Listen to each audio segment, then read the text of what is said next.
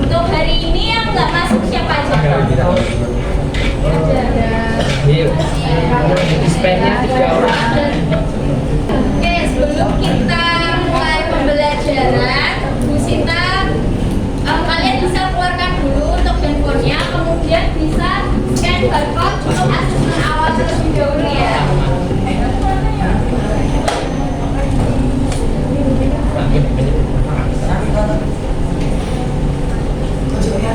Yang mana Bu? Yang kanan atau yang kiri Bu? Yang kanan, yang asesmen awal bisa di scan barcode terlebih dahulu. Jadi itu ada Google Form yang isinya 5 soal, kalian bisa isi.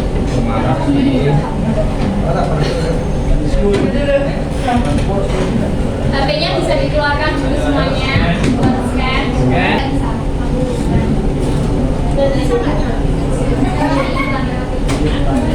Oh, nyambung ini.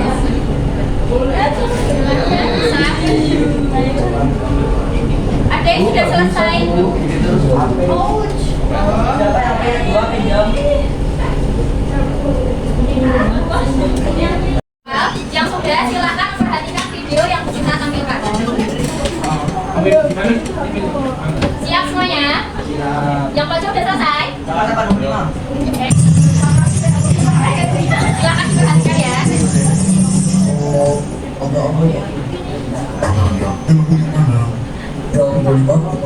Orang cuma menerima anak sekolah kecil gitu. Masalahnya kan libur selama kabar. Ya kalau itu sudah ada masalah, apa yang dibuat? Bapak itu paham itu aja. Ya, bapak saya bilang anaknya nggak pakai helm. Kasihan ya Pak. Kok bisa damai aja ya Pak? Ya udah, biar sama-sama aman. 100.000 aja. Waduh, adanya 50.000 Pak, 50 aja ya Pak? Aduh Pak, 50 aja. Kasihan anak gue yang datang. Sudah, sini mau begini. Amat kan Pak, saya terang dulu ya. Oh iya, silakan Pak. Hati-hati Pak. Oke, dan dari video tadi, apa yang bisa kalian ambil pelajarannya dari video ini? Ada yang tahu tentang apa videonya? Orang kata hukum, terus ada lagi suap, terus apa lagi? Apa? Itu belakang pelajaran apa? Banyak asal saja. Pelanggaran bernegara. Oke, jadi dari video ini tadi benar ya, ini adalah contoh perilaku yang tidak taat hukum. Kira-kira dari ini dari kalian semua ada nggak yang sama kayak bapaknya tadi nggak bawa helm saat berkendara? Rasa ada siapa lagi? Saya. Yang bawa helm. Ke sekolah. Nggak sama kayak kata di video tadi ya. Oke, jadi yang berarti yang sama kasusnya kayak di video ini tadi melakukan perilaku yang tidak taat hukum. Jadi kita pada siang hari ini akan belajar tentang membangun perilaku budaya taat hukum.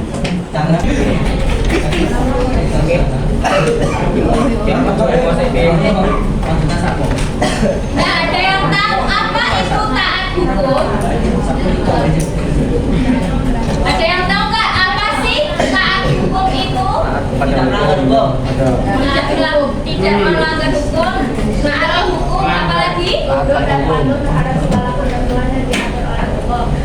Oke, iya. Jadi taat hukum ini adalah tunduk dan patuh terhadap segala ketentuan yang diatur oleh hukum yang berlaku melalui pemenuhan kewajiban yang dibebankan dan tidak melakukan hal-hal yang dilarang. Nah, ini juga menunjukkan tingkat kesadaran kita terhadap hukum. Untuk bukunya bisa dibuka LKS-nya, disimak juga dari PPT yang Bu Sinta tampilkan.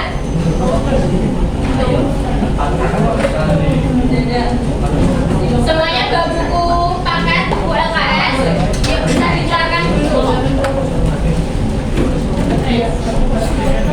Oke, yang pertama ini membahas tentang hubungan hukum dan norma. Apa itu norma? Ketentuan yang memberikan keluarga masyarakat yang berpedoman sikap berperilaku. Oke, jadi norma ini itu adalah kebiasaan-kebiasaan yang ada di masyarakat yang kemudian dipatuhi atau bersifat mengikat bagi warga yang dijadikan sebagai panduan atau pedoman masyarakat dalam bersikap dan berperilaku. Berapa tuh? Oh. Ayo langsung masuk. Ayo langsung masuk. Yang baru datang langsung duduk, dibuka LKS-nya. Nah, terus apa aja macam-macam norma itu terbagi menjadi 4. Ada norma hukum, ada norma agama, ada norma kesopanan, dan ada norma kesusilaan. Ada yang tahu apa itu norma hukum? Coba dibuka di LKS-nya. Apa norma hukum itu ada nggak?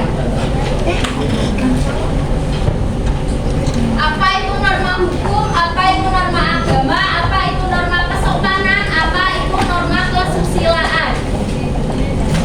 Kesepakatan yang dibuat oleh masyarakat itu mengatur perilaku.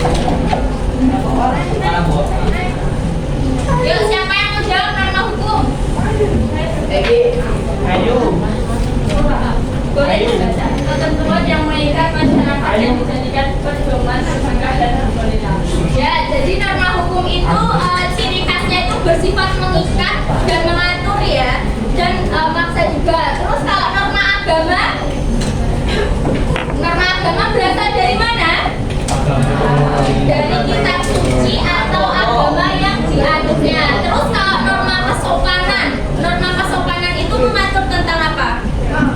Tentang perilaku, tindakan. Kalau norma kesusilaan apa? Apa ya?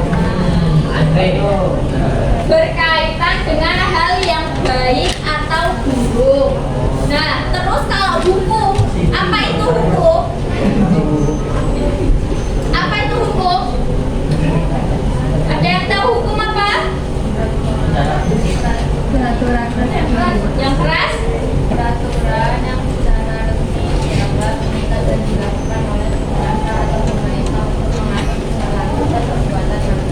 Ya, jadi kalau hukum itu sifatnya itu lebih formal ya. Kalau norma itu sifatnya itu enggak formal. Jadi hubungannya antara hukum dan norma itu dijadikan landasan. Karena kan jadi kalau norma itu kan dari kebiasaan ya, yang kemudian di hukum itu diformalkan untuk mencapai ketertiban di dalam masyarakat dan memberi sanksi atas pelanggaran. Kemudian yang kedua ada substansi penegakan norma hukum. Nah, ada 3 prinsip dalam hukum yang harus ditegakkan. Yang pertama apa? Prinsip keadilan. Yang kedua kemanfaatan. Yang ketiga kepastian hukum. Nah, prinsip keadilan. Jadi hukum itu berlaku untuk semua tanpa adanya diskriminasi. Barang siapa yang melanggar, mereka juga akan mendapatkan sanksi atau hukuman yang sesuai dengan undang-undang. Kemudian yang kedua, prinsip kemanfaatan. Jadi hukum itu memberikan manfaat bagi masyarakat. Hukum ini dijadikan alat untuk mencapai keadilan yang bermanfaat bagi masyarakat. Kemudian yang ketiga, kepastian hukum. Nah, perangkat hukum itu harus mampu menjamin terpenuhinya hak dan kewajiban warga negara. Jadi hukum itu memberikan kepastian tentang hal yang boleh dan tidak boleh, hal yang berupa perintah atau larangan itu secara jelas dan juga tegas. Tuh. Nah, selanjutnya ada pembagian hukum. Nah, jadi hukum itu dibagi menjadi beberapa macam. Ada berdasarkan masalah yang diatur atau isi, ada berdasarkan bentuk, ada berdasarkan sumber, sifat, cara mempertahankan, waktu berlaku, dan juga tempat berlaku. Nah, untuk masalah yang diatur itu ada dua, ada hukum privat dan ada hukum publik. Ada yang tahu apa itu hukum privat, apa itu hukum publik?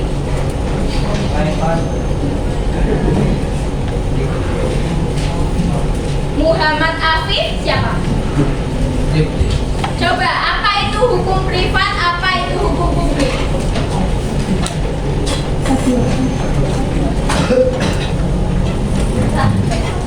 Hukum publik, hukum yang mengatur hubungan antara warga negara dan negara yang menyangkut kepentingan hukum. Karena hukum publik mencakup hukum tata negara, administrasi negara, hukum pidana, dan hukum acara. Kalau hukum privat yaitu hukum yang mengatur kepentingan perorangan. Hukum privat juga bisa disebut sebagai hukum perdata. Perdata berarti warga negara atau sipil. Oke, jadi kalau hukum privat itu hukum yang mengatur ke individu atau bersifatnya pribadi. Contohnya ada hukum perdata. Kalau hukum publik itu mengatur kepentingan umum atau kepentingan publik. Contohnya ada hukum pidana. Kemudian hukum berdasarkan bentuk itu ada hukum tertulis dan ada hukum tidak tertulis. Arifah Nabila. Oh tidak.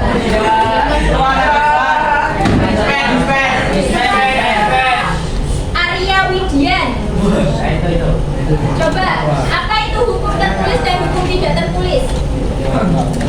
Satu, hukum tertulis yaitu hukum yang dapat ditemui dalam bentuk tulisan dan dicantumkan dalam berbagai peraturan negara. Dua, hukum tidak tertulis yaitu hukum yang hidup dan tumbuh dalam keyakinan masyarakat tertentu. Dalam tanda kurung hukum adat dalam praktek ketatanegaraan hukum tidak tertulis atau konvensi, contohnya adalah pidato kenegaraan presiden setiap tanggal 16 Agustus. Oke, jadi kalau hukum tertulis itu hukumnya itu ditulis di dalam sebuah dokumen atau naskah. Kalau hukum tidak tertulis itu contohnya kayak norma hukum adat istiadat itu tidak tertulis tapi dijadikan pedoman di dalam masyarakat. Kemudian hukum menurut sumbernya itu dibagi menjadi 5. Ada undang-undang, ada kebiasaan, ada traktat, ada jurisprudensi, dan ada doktrin. Ada yang tahu apa itu traktat?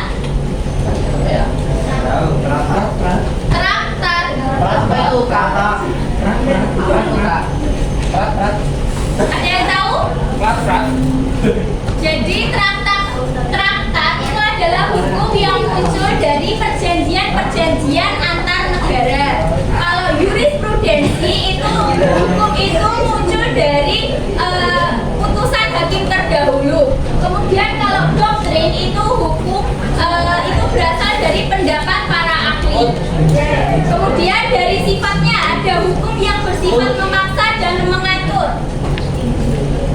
Raisya Adalia, coba apa itu hukum yang bersifat memaksa dan mengatur?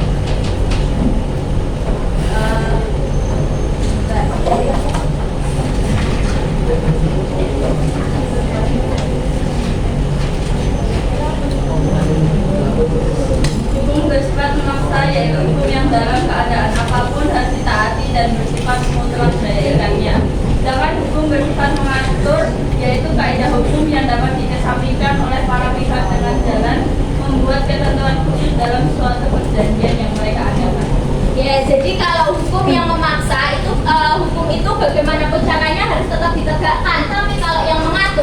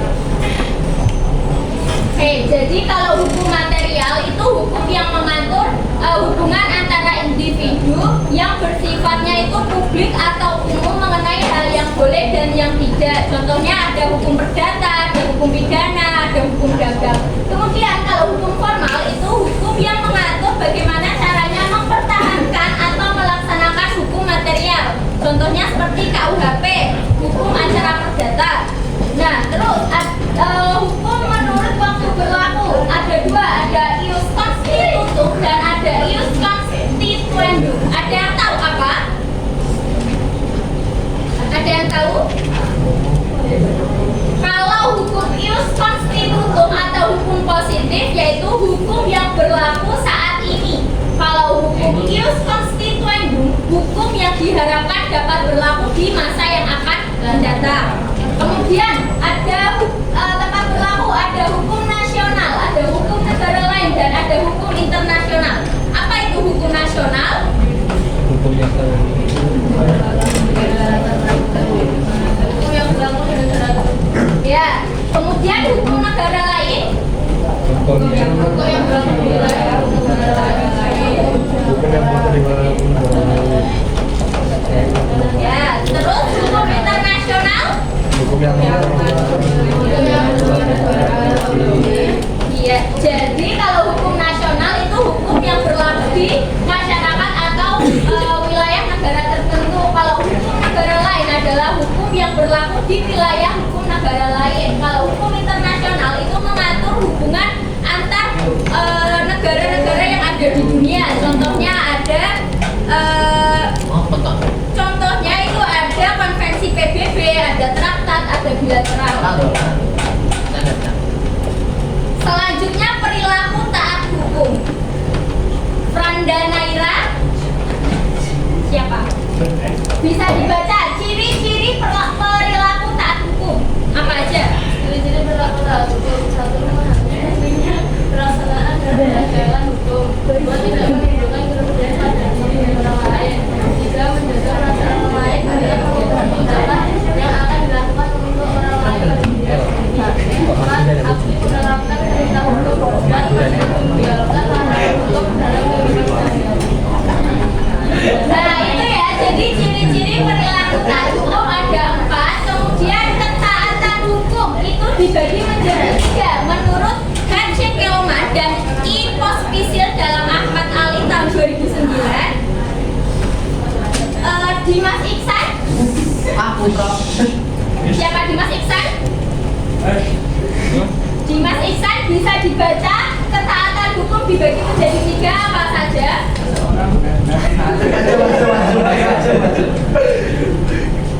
Ketaatan dibagi menjadi 3. Satu, masyarakat bangsa yaitu menaati hukum karena takut terkena sanksi. Dua, ketaatan yang dapat mengikuti yaitu menaati hukum karena khawatir hubungan dengan orang lain menjadi terganggu. Tiga, ketaatan secara kesadaran diri seorang sedangkan menaati hukum karena merasa hukum itu sesuai dengan nilai-nilai yang diatur. Ya, jadi ketaatan hukum itu kan dibagi menjadi 3. Ada taat itu karena terpaksa, ada taat yang karena mengikuti orang lain, dan ada yang taat itu muncul dari dirinya sendiri. Kira-kira kelas 10-2 itu ketaatan hukumnya munculnya dari mana? Yang nomor 1, nomor 2, atau nomor 3? Nomor 3 muncul dari diri sendiri. Oke, bagus berarti ya. Nah, kemudian contoh perilaku taat hukum ada di lingkungan masyarakat, ada di lingkungan sekolah, lingkungan keluarga, lingkungan bangsa dan negara. Tadi kan katanya muncul ketaatan hukumnya dari diri sendiri.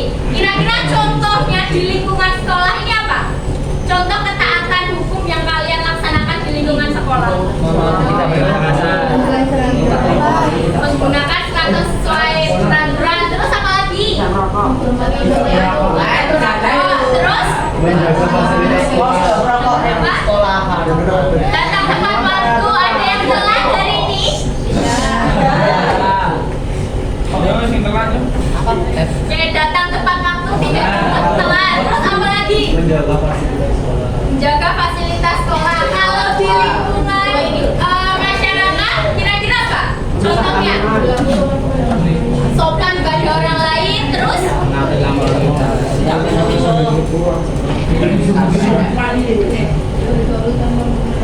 Bergaul, oke, boleh. Kalau di lingkungan keluarga, contohnya apa? Kalian di lingkungan keluarga menghormati orang tua. Terus kalau pergi izin nggak sama orang tua? Izin. Oke. Kalau di lingkungan bangsa dan negara, contohnya bayar pajak. Terus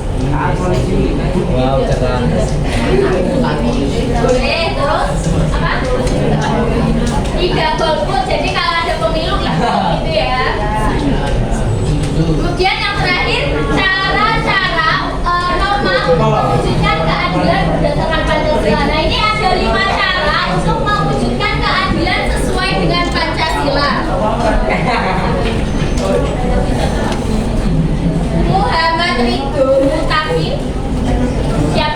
bisa dibaca bagaimana cara-cara mewujudkan keadilan sesuai dengan Pancasila.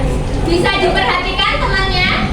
Satu, menempatkan keadilan sebagai tujuan pembangunan bangsa. Dua, membangun cara pandang yang berorientasi pada kepantasan, equality, bukan semata kesamaan, equality dalam pemenuhan hak setiap negara. Tiga, kesatuan bersikap terhadap paham kebangsaan. Empat, mengedepankan musyawarah mufakat dalam pengambilan keputusan. Lima, menjaga keselarasan hak dan kewajiban dalam praktik kehidupan.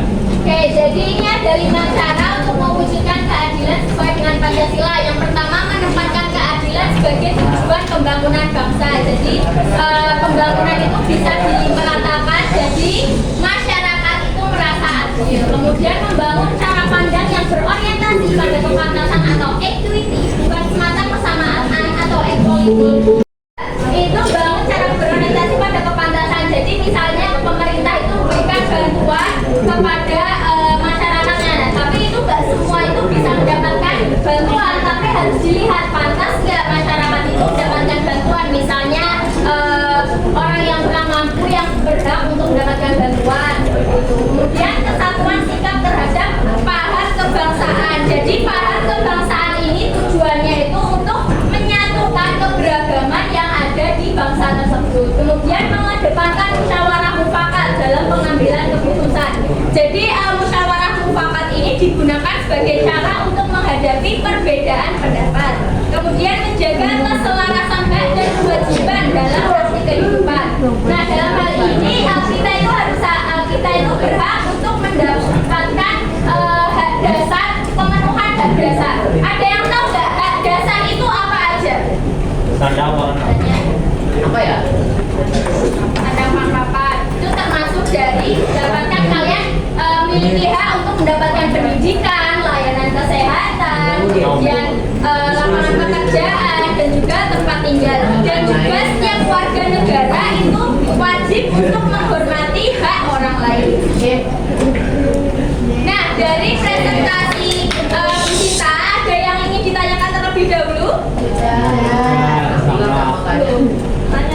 Ya, boleh. Menaati, insya Allah sudah menaati ya. Insya Allah sudah menaati. Kalau misal dalam berkendara, Bu Sinta udah punya SIM, Bu Sinta pakai helm, motornya lengkap. SIM. Kalau kalian kan belum punya SIM karena belum cukup umur.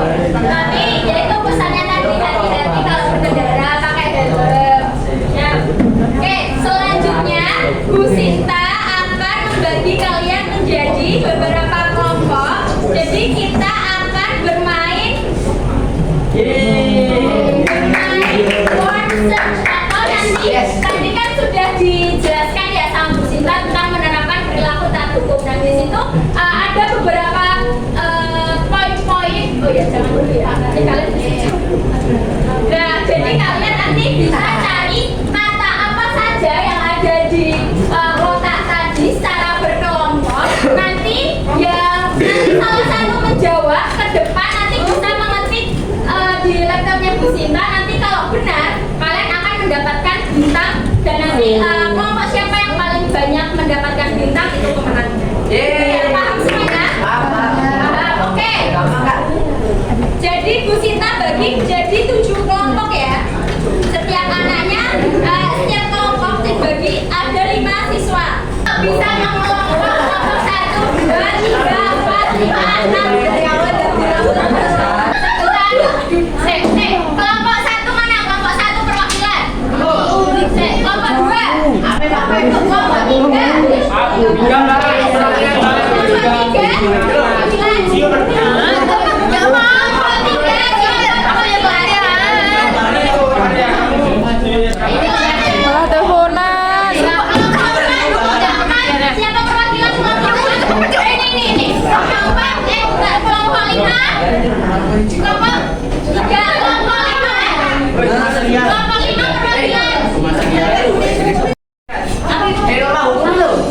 Kelompok 3.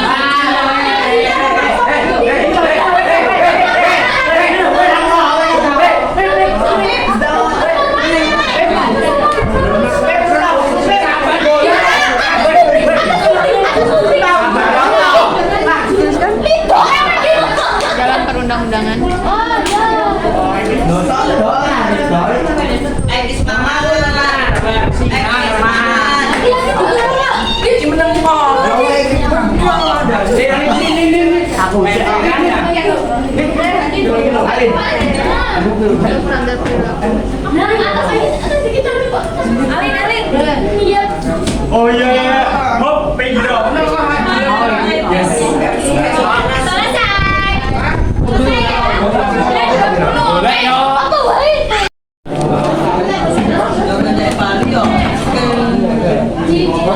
Didiskusikan ya, coba tadi kalian dapatnya apa?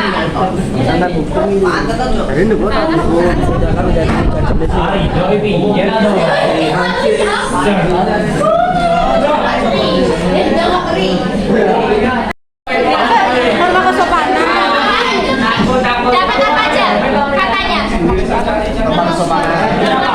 Kesopanan tadi udah ya? Udah. Kesopanan udah.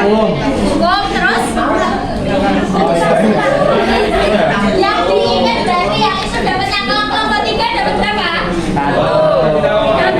Satu apa? Ayo, non berani.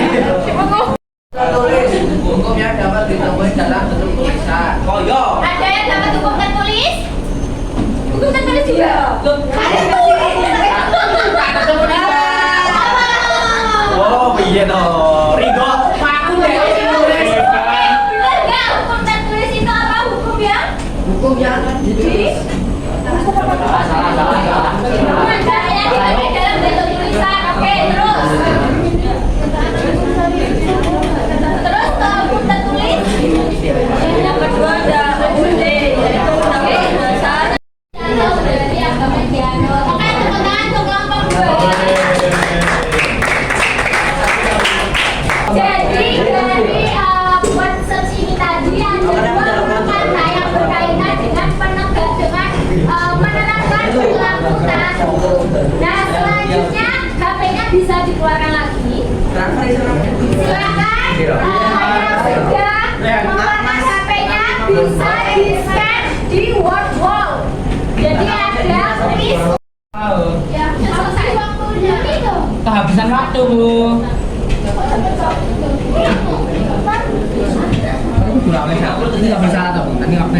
Shirley. Salah ya, langsung dimakan.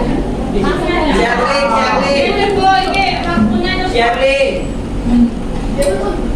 dan kita sudah selesai pada siang hari ini. Tadi udah pemaparan video pembelajaran, sudah pemberian materi dari PPT, sudah kerja kelompok word search dan juga sudah mengerjakan kuis di word wall. Jadi pembelajaran pada siang hari ini sekian. Mungkin ada yang ingin disampaikan terlebih dahulu dari anak-anak?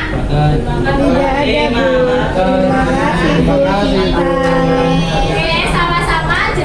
Sekian pembelajaran PPKN pada siang hari ini. Bu Sinta minta maaf kalau ada salah kata maupun salah perilaku. Tetap semangat belajar. Masih ada pelajaran lagi habis ini.